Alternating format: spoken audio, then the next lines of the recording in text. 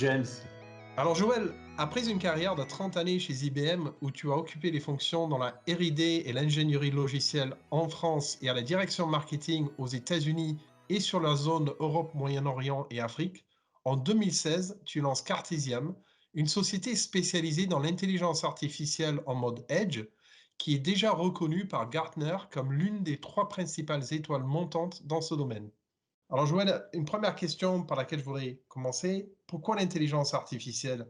Est-ce que l'intelligence naturelle ne suffit pas? Alors, merci James pour cette question. D'abord, je voudrais remercier Altior de m'inviter à cette discussion. Alors, intelligence artificielle, déjà, il faudrait définir le terme intelligence, ce que c'est. Mais enfin, je dirais qu'aujourd'hui, intelligence artificielle, intelligence naturelle, artificielle, en réalité, c'est la capacité de pouvoir traiter des volumes massifs de données, ce que l'intelligence naturelle est capable de faire, mais pas dans certains endroits. Je prends un exemple. Si je vois passer un chat, et qu'on me dit c'est un chat, je vais être capable de reconnaître n'importe quel chat extrêmement rapidement. Si je dois le faire avec de l'intelligence artificielle, du machine learning ou du deep learning, ça va être très compliqué parce qu'il va me falloir des volumes massifs de données pour expliquer ce qu'est un chat, la différence entre un chat et un autre félin, etc., etc. Donc, l'intelligence artificielle, en fait, en réalité, c'est le traitement massif de données, alors que l'humain, lui, est capable de les traiter, de les processer avec son cerveau extrêmement rapidement. L'intelligence artificielle, elle va permettre d'essayer de faire ou de s'approcher un petit peu de ce que nous, humains, sommes capables de faire, mais avec des volumes massifs de données et des puissances de calcul assez conséquentes. Comment on départageait machine learning et intelligence artificielle? Alors, le terme intelligence artificielle, je crois que c'est John McCarthy en 1954, je crois qu'il l'a créé.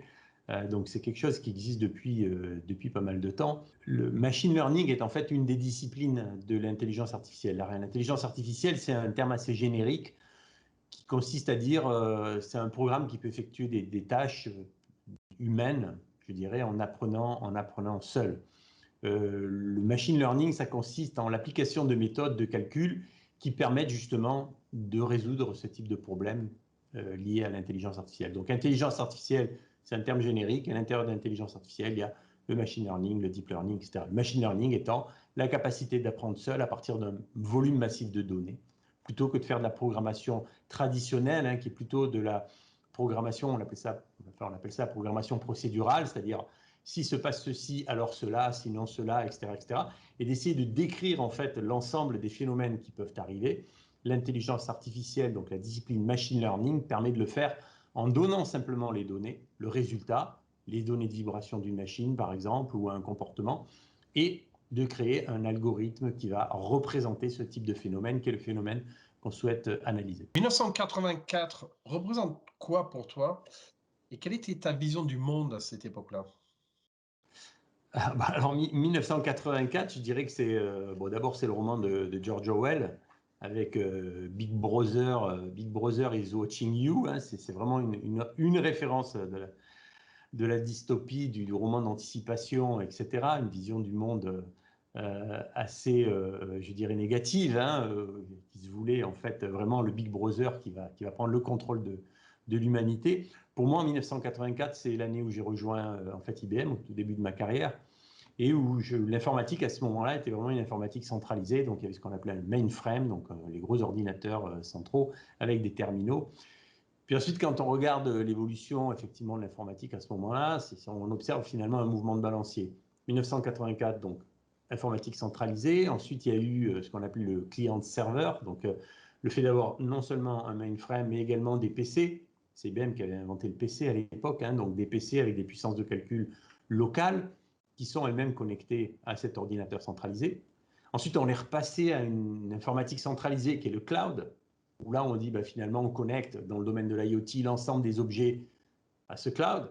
Et là, on est en train de voir un autre mouvement de balancier, un nouveau qui est le edge, et donc la capacité de traiter dans le edge, donc directement dans les objets de l'analyse de la data, et ensuite de n'envoyer que le résultat de cette analyse à l'intérieur du cloud. Donc finalement, on a vu, moi j'ai vu au cours de ces 30 dernières années, ces mouvements de balancier, mainframe, client-serveur, cloud et maintenant edge, qui sont les mouvements de balancier de l'informatique. Et peut-être que ça va continuer d'évoluer d'ailleurs. Joël, qui est Bob? Alors Bob, Bob, c'est Bob Assistant, en fait. Je pense que tu fais référence à ce petit dispositif ici, qui est le premier capteur enfin, première solution de maintenance prédictive qui permet d'intégrer, je dirais, l'informatique, l'industrie 4.0 directement sur les machines. Donc, c'est juste un capteur de vibration à l'intérieur duquel on a mis nos algorithmes de machine learning. Donc, lorsque on pose Bob sur n'importe quel type de machine, première chose qu'il va faire, c'est d'écouter la machine vibrer. Donc, le capteur de vibration va enregistrer les données de la machine. Donc, si je le mets sur une petite pompe, il va écouter la pompe. Si je le mets sur un gros climatiseur, il va écouter le climatiseur. Si je le mets sur un moteur, il va écouter le moteur. Et à l'endroit où je vais le poser, ben, la machine, en l'occurrence, par exemple, la pompe, vibre. On va récupérer les données de vibration de cet équipement et on va créer un modèle directement, enfin, l'IA, le moteur de machine learning qui est intégré dans le capteur, dans le microcontrôleur, va créer un modèle qui va représenter la vibration de cette machine, de cette pompe, à cet endroit bien précis. Au bout de quelques temps, donc le quelque temps est paramétrable, hein, on a des exemples où le quelque temps est quelques millisecondes et d'autres où c'est 3 mois. Donc c'est vraiment paramétrable. Donc le modèle va être terminé, donc le modèle de connaissance de la pompe, des vibrations de cette pompe à cet endroit est terminé. Et donc le moteur de machine learning va basculer d'apprentissage, donc d'apprentissage de ce modèle, hein, en inférence, c'est-à-dire en analyse, et va continuer d'écouter la pompe et faire, je dirais, le Shazam des vibrations, c'est-à-dire de dire, est-ce que cette pompe continue de vibrer? Est-ce que les vibrations sont à l'intérieur du modèle que j'ai constitué préalablement ou pas? Si c'est à l'intérieur du modèle, c'est que la pompe fonctionne bien. Si c'est à l'extérieur du modèle, c'est qu'il y a une anomalie. Je vais calculer le pourcentage d'anomalie. Et là, je me connecte en 4G ou là, c'est du LoRa. Hein, je me connecte en LoRa pour envoyer le signal vers un cloud, par exemple, ou un technicien pour lui dire, venez sur la pompe, il y a un problème. L'intérêt de faire de l'apprentissage en embarqué, c'est que si j'enlève ce bob de cette pompe et je le mets sur un climatiseur, bah, il va créer un modèle de climatiseur parce qu'il va avoir les vibrations du climatiseur. Donc c'est le côté flexibilité et déploiement extrêmement rapide d'une capacité de maintenance prédictive dans les objets, justement grâce à cette capacité d'apprentissage en embarqué, plutôt qu'une technique traditionnelle qui consiste à aller récupérer de la data, créer des modèles à l'aide de datasets volumineux et de data scientists, qui sont des ressources assez complexes à recruter. Et une fois qu'on a créé ce modèle, ensuite on le déploie dans les objets. Nous, notre technologie permet justement de faire ça de manière extrêmement simple, puisqu'on donne au microcontrôleur qui se trouve dans le capteur la capacité de venir s'entraîner, apprendre et de créer son modèle en local directement à l'intérieur du capteur et ensuite passer en mode inférence. Voilà qui est Bob. En cherchant ce que fait Cartesiam, on tombe sur le terme Nano Edge. Est-ce que tu peux nous dire ce que signifie Nano Edge? Alors, NanoEdge, en fait, c'est NanoEdge Studio, c'est le nom de notre technologie. C'est une technologie qui permet à n'importe quel développeur embarqué sans avoir aucune connaissance en data science, c'est-à-dire qu'il ne sait pas ce que c'est que des régressions logiques ou des réseaux bayésiens ou des réseaux neuronaux, et encore moins en ayant des compétences, je dirais, en traitement du signal, il va être capable de prendre un signal, une vibration, une température ou bien plusieurs signaux hein, combinés, de les rentrer à l'intérieur de ce studio, donc NanoEdge AI Studio, qui est un environnement qui tourne sur un PC, sur Windows, sur Linux, et moyennant quelques minutes, je dirais, le moteur de recherche interne de NanoEdge AI Studio va être capable de trouver la meilleure librairie de machine learning qui va correspondre. Ben, je veux un microcontrôleur M4, j'ai un type de signal de type vibration, je veux maximum 12 Koctets de RAM.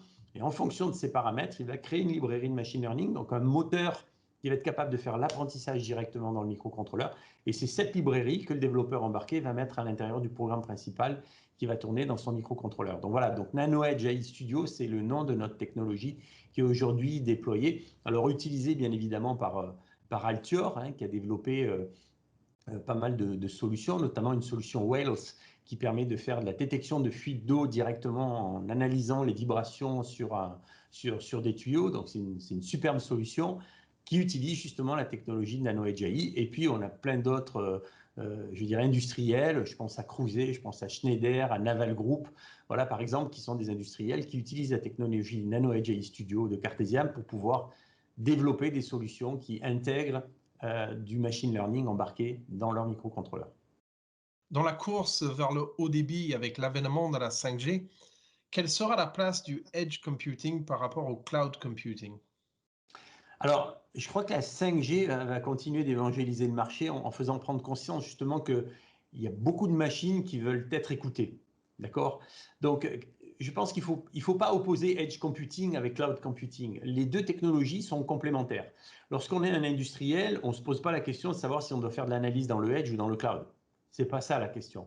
La question, c'est et s'il y a un réseau au milieu qui serait la 5G qui permettrait d'envoyer toutes les données dans le cloud. La question qu'on se pose, c'est où est-ce qu'il est le plus pertinent d'analyser les données en fonction je dirais, d'un prisme qui peut être par exemple la latence, c'est-à-dire est-ce que je dois prendre des décisions rapidement. Si par exemple l'objet est une voiture qui doit conduire seule, une voiture autonome, il est hors de question que je connecte cette voiture à un cloud pour savoir depuis San Francisco si je dois tourner à droite ou à gauche. Donc la décision doit se prendre directement dans l'objet. Donc là, on doit avoir une latence minime. Donc là, pas question de se connecter à un cloud.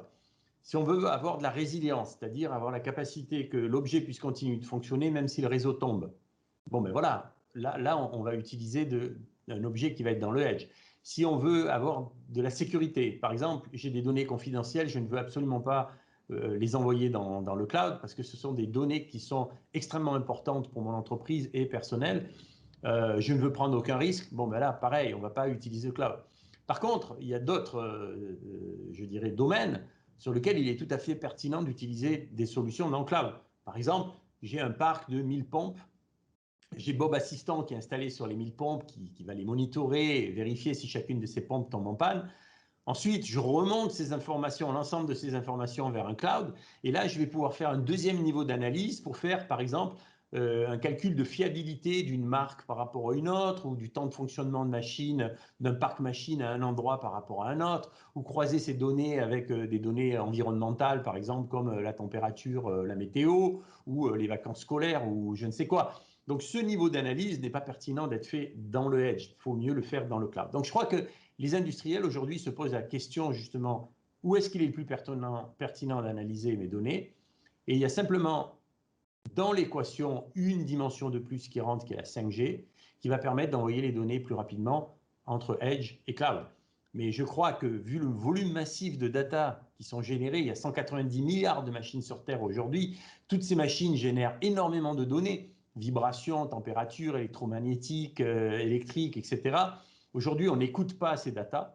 Mais si on voulait streamer l'ensemble de ces données vers le Edge, mais ce n'est pas de la 5G, ni de la 10G, ni de la 50G qu'il faudrait. C'est impossible, quoi. C'est énormément de données. Donc, il faut les analyser dans le Edge et ne remonter dans le cloud que les données qui sont pertinentes.